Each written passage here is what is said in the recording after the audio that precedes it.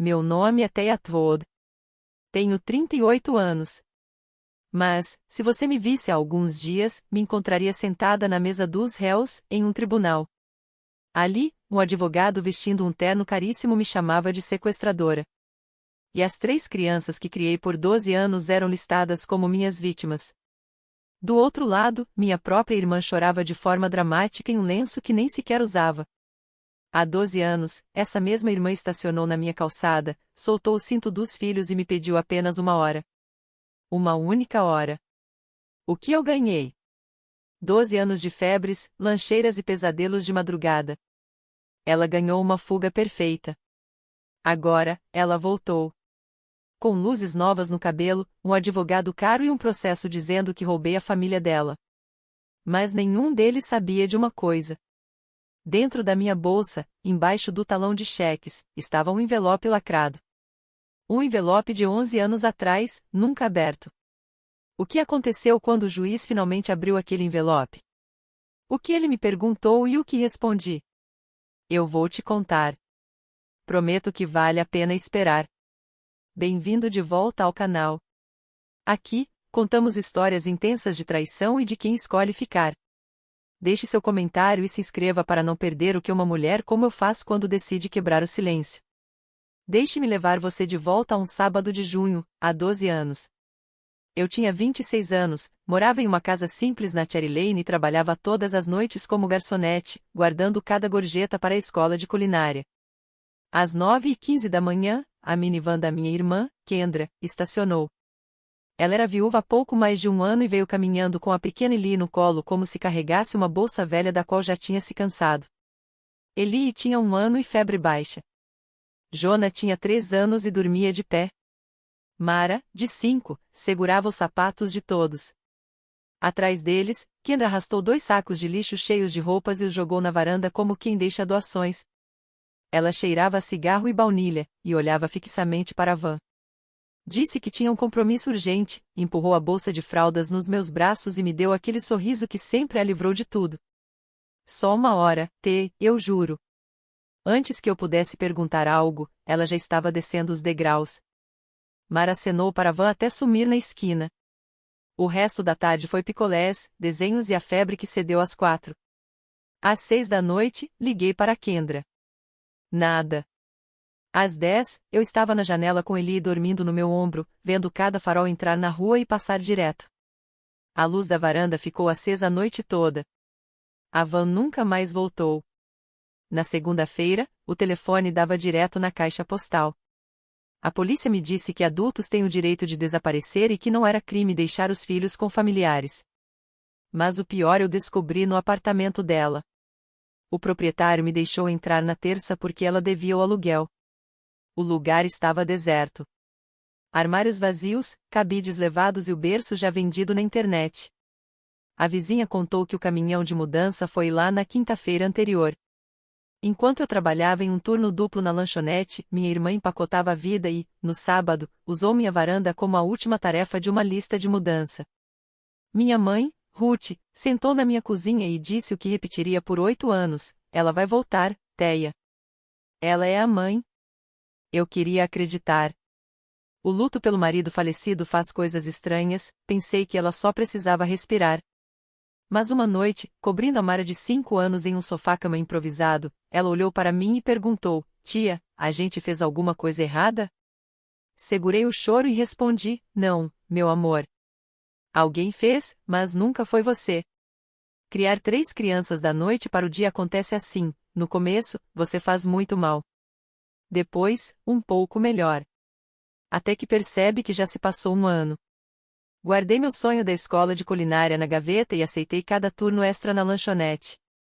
Aprendi que Eli só dormia com o barulho da secadora, que o aparelho de nebulização do Jonah era caro e que o shampoo de piolhos entra em promoção em agosto. Deixei a vergonha de lado, me inscrevi na assistência alimentar e enfrentei filas com mulheres tão exaustas quanto eu. Ninguém ali me perguntava pela mãe deles. Minha mãe ajudava nos meus turnos da noite, mas a geração dela não lavava roupa suja em público. Na igreja, dizia que Kendra estava viajando. Deixei as crianças acreditarem nisso porque a verdade tinha dentes afiados demais. Mas o primeiro impacto real não foi a falta de dinheiro. Foi uma prancheta na inscrição do Jonah para o jardim de infância. Havia uma linha, a assinatura do pai ou responsável legal. Fiquei ali com uma caneta que não tinha o direito de usar. A secretária, acostumada com avós e tias, deslizou o formulário de volta e sussurrou: "Você vai precisar de documentos oficiais, querida." E os documentos, descobri logo, exigiam a assinatura da minha irmã. Se a prancheta da escola foi um aviso, a sala de emergência foi o veredito. 14 meses após o sumiço da minha irmã, Jonah, com 4 anos, teve uma crise grave de asma na madrugada. Corri com ele para o hospital. Entre a triagem e o atendimento, a enfermeira perguntou: "Você é a mãe? Responsável legal?" Respondi não para ambas. Eles o atenderam por ser emergência, mas a assistente social foi clara: eu não tinha status legal. Se ele precisasse de cirurgia, eu não podia autorizar. Se alguém denunciasse, o conselho tutelar levaria os 3 para abrigos de estranhos. Separados.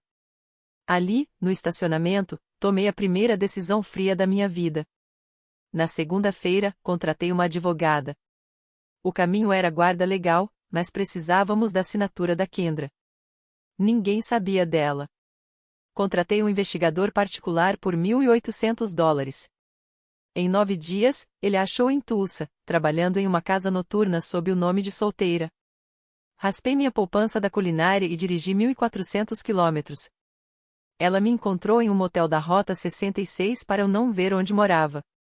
Estava com unhas de acrílico novas e um olhar totalmente desligado da família.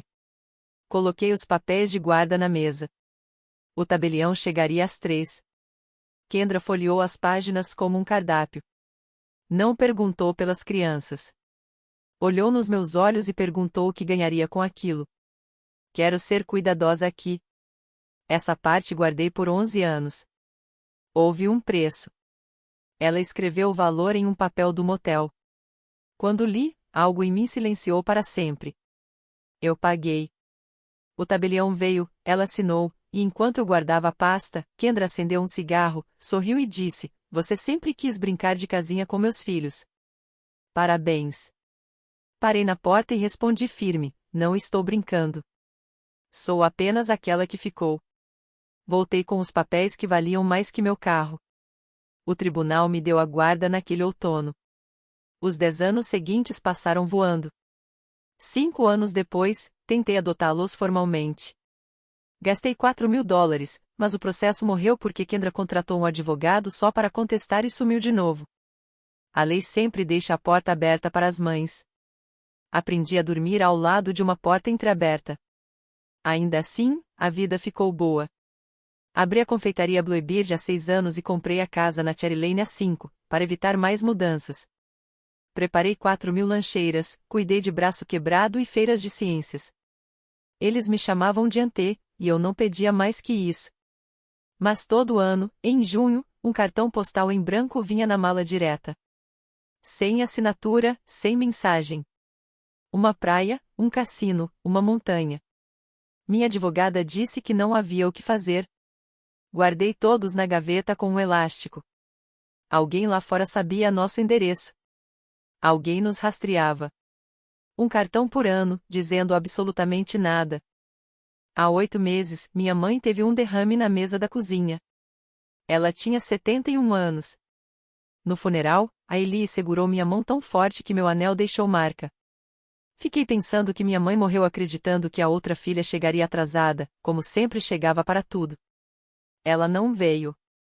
O testamento era simples: a fazenda na beira da cidade e $312.000 do seguro de vida foram direto para um fundo de investimento dos 3 netos, para a faculdade e o futuro deles. Eu fui nomeada administradora. O nome da Kendra aparecia apenas uma vez, naquela frase padrão que os advogados escrevem quando uma pessoa foi pensada, mas descartada. Mas a lei de inventário é minuciosa. O Estado precisa notificar todos os herdeiros, mesmo os deserdados. Um aviso oficial foi enviado para o último endereço conhecido da minha irmã. Passaram-se 3 meses e nada. Achei que o assunto estava encerrado. Então, em uma terça-feira de março, às 10 da manhã, um carro alugado parou na frente da minha confeitaria. Uma mulher desceu, de casaco branco e óculos escuros. Minhas mãos congelaram antes mesmo dos meus olhos a reconhecerem. 12 anos. Nenhuma ligação, nem um cartão de aniversário, nada no túmulo da nossa mãe. Ela empurrou a porta e disse: "Olá, T." Ela parecia cara e artificial ao mesmo tempo. Sob o esmalte perfeito, ainda era minha irmã. O mesmo queixo, o mesmo jeito de inclinar a cabeça quando queria algo. O movimento da manhã já tinha acabado. Éramos apenas eu, os fornos e 12 anos caminhando em direção ao meu balcão. Ela fez uma cena perfeita. Os olhos brilharam na hora certa. Disse que esteve doente, mas que estava melhorando e que finalmente estava em um lugar onde poderia ser o que os filhos precisavam. Olhei para as unhas dela, com francesinha nova, lembrei dos cartões postais em branco na gaveta e fiz uma pergunta: "Onde você estava quando a mamãe foi enterrada?" Ela piscou, a atuação falhou por meio segundo, mas ela preferiu não responder. Em vez disso, apoiou-se no balcão e foi direto ao ponto: "Eu quero meus bebês de volta, T." Bebês? A Mara já tinha 17 anos. Senti o sangue esquentar, mas respirei fundo. Disse que as crianças tinham escola, rotina e uma vida, e que nada disso seria negociado ali. Se ela quisesse conversar, existiam canais legais. Ela sorriu, e o brilho falso sumiu dos olhos. "Você vai receber notícias de alguém", disse ela. Uma semana depois, um oficial de justiça me entregou os papéis. O processo vinha em 2 camadas. A primeira era uma petição de guarda e uma acusação pesada. O advogado dela alegava que eu tinha conseguido a guarda 12 anos atrás através de uma assinatura forjada. Dizia que o documento era falso e chamava os últimos 12 anos de retenção ilegal. Em um parágrafo, usaram a palavra sequestro. A segunda camada era uma contestação ao testamento da nossa mãe, alegando que mudei a cabeça de uma idosa doente contra a primogênita. Se o testamento caísse, o fundo das crianças sumia. A fazenda e o dinheiro seriam divididos entre as 2 irmãs. As crianças ficariam sem nada, e a Kendra levaria metade de tudo. A disputa de guarda era fachada, o dinheiro era o alvo real. 3 dias depois, uma viatura de polícia parou na porta da confeitaria para me fazer perguntas sobre interferência de custódia. Metade da cidade assistiu àquela cena. Contei para as crianças no domingo, durante o jantar. Tentei manter a voz calma: "A mãe de vocês voltou.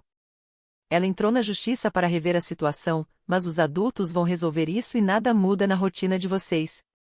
Eles não reagiram com calma. Jonah, com 15 anos, empurrou a cadeira com tanta força que bateu na parede, falou alguns desaforos e saiu para jogar basquete no escuro. Ellie, de 13, ficou estática, com as orelhas vermelhas, e perguntou com uma ponta de esperança na voz: "Ela quer conhecer a gente?" Ela tinha 1 ano quando a van partiu. A mãe era apenas uma história contada por terceiros. E a Mara, de 17, ficou me encarando de braços cruzados, como um jogador de pôquer. Quando os mais novos subiram, ela começou a recolher os pratos e perguntou, sem me olhar, por que ela foi embora. O motivo real. Dei a resposta que repeti há uma década: "Ela se perdeu, querida." Algumas pessoas se perdem. Mara colocou o último prato na mesa com cuidado e me olhou com os olhos da minha mãe: "Eu não tenho mais 5 anos, T." E subiu. Fiquei na cozinha com as mãos na água fria da pia, percebendo 2 coisas: meus filhos seriam disputados em público, e a história que criei para protegê-los estava desmoronando. A primeira audiência durou 40 minutos. O advogado dela, Martin Voice, falou por 35. Ele tentou transformar a minha vida em um crime diante do juiz Alan Olis. Mas minha advogada, Carmen, colocou a ordem de custódia original na mesa e acabou com o teatro criminal. Você não pode sequestrar o que a justiça te entregou. Mas o processo civil continuava perigoso. A alegação de falsificação de assinatura paralisou o tribunal. O juiz ordenou uma perícia caligráfica, nomeou uma assistente social para os miúdos e concedeu a Kendra visitas supervisionadas de 2 horas por semana. 2 horas parece pouco, mas para quem cuidou de cada minuto por 12 anos, parecia um buraco no fundo de um barco. No estacionamento, Carmen perguntou: "Eles vão jurar que a assinatura é falsa. Você tem mais alguma prova daquele dia?" Olhei para o chão e respondi: "Tenho. Mas preferia não usar." 2 semanas depois, flagrei o pior. Fui fazer uma entrega e vi, pela janela de uma lanchonete, a Mara sentada com a Kendra. Sem assistente social por perto. Uma violação direta da ordem do tribunal. Na mesa, havia uma caixinha de presente embrulhada. Entrei, chamei a Mara com calma e saímos. No carro, a Mara, furiosa e assustada, soltou a bomba. Ela me disse que você pagou para ela sumir. Disse que você comprou a gente porque era solitária. Aquilo era o pior tipo de mentira, uma que carrega uma única verdade no meio. Sim, dinheiro tinha mudado de mãos entre mim e minha irmã uma vez na vida. E a Kendra pegou o meu pior dia, distorceu os fatos e entregou para minha menina como prova. Mara me perguntou, é verdade? Dizer sim envenenaria. Dizer não seria uma mentira. Respondi que era mais complicado que isso. Ela desviou o olhar. O silêncio cobrou o seu preço. No dia do julgamento final, o tribunal estava cheio. A Kendra chorava lindamente na mesa dos réus. O advogado dela fez o seu último discurso sobre o direito sagrado de uma mãe. Quando chegou a minha vez, levantei-me, caminhei até a mesa do juiz e tirei da bolsa o envelope Manila de 11 anos atrás. Aquele que veio de Tulsa. O juiz Olis cortou o lacre com cuidado. Carmen olhava sem entender. O advogado de Kendra tentou protestar, mas o juiz mandou que se calasse enquanto lia o papel timbrado do motel da Rota 66. Era o recibo. Escrito inteiramente pela caligrafia da minha irmã. Nele, ela declarava ter recebido cada centavo da minha poupança da escola de culinária em troca da entrega definitiva das crianças. E no final do papel, ela havia escrito uma frase fria: boa sorte com o Jona, o pulmão dele é muito caro para mim. O silêncio no tribunal foi absoluto. O juiz Olis tirou os óculos, olhou para Kendra com um desprezo profundo e depois olhou para mim. Ele não precisou de perícia caligráfica. A ganância da minha irmã estava registrada ali, na própria caligrafia que ela dizia ter forjado. O juiz bateu o martelo. A petição de guarda foi arquivada definitivamente. O testamento da minha mãe foi validado e o fundo das crianças foi protegido. Quando saímos do tribunal, a Mara estava me esperando no corredor. Ela tinha visto tudo. Ela veio até mim, sem dizer uma palavra, e me abraçou tão forte que consegui ouvir o seu coração bater. A verdade tinha dentes, sim, mas finalmente tinha nos libertado. Eu não era a mãe deles por sangue, mas era, e sempre seria, aquela que escolheu ficar. Se você chegou até aqui e essa história tocou o seu coração, não se esqueça de deixar o seu like para apoiar o canal. Deixe um comentário aqui embaixo dizendo o que você achou da atitude de Teia, e se inscreva no canal para não perder as próximas histórias reais e impactantes que trazemos toda semana. Até a próxima!